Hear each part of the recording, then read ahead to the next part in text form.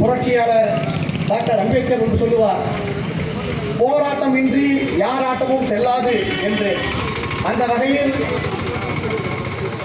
அரங்கநல்லூர் கடைவீதி பகுதியில் வழக்கறிஞர் பொதுமக்கள் தலைமையில் நடைபெற்ற இந்த உண்ணாவிரத போராட்டம் மிக சீரும் சிறப்பமாக நடந்து கொண்டிருக்கிறது. வழக்கறிஞர்கள் யார் என்று அரசுக்கு தெரியும். அமைதி என்பது எங்களுடைய குறிக்கோள். சாது மிரண்டால் காடு தாங்காது என்று உங்களுக்கு தெரியும். நாங்கள் சுமூகமாக அமைதியாக போராடி கொண்டிருக்கிறோம், பட்டினியாக போராடி கொண்டிருக்கிறோம்.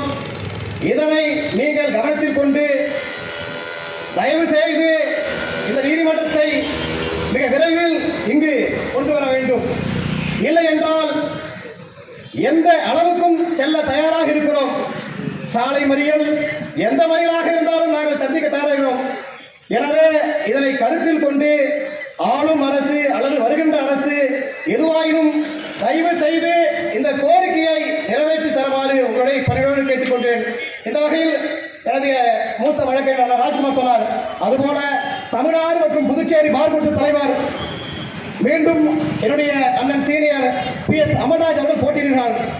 மீண்டும் அவர் வெற்றி பெற்றால் கட்டாயம் அவர் மூலம் தமிழ்நாடு முதலமைச்சர் தளபதி ஸ்டாலின் அவர்களுக்கு நெருக்கடி தந்து கட்டாயம் இதை உருவாக்கி தருவோம்.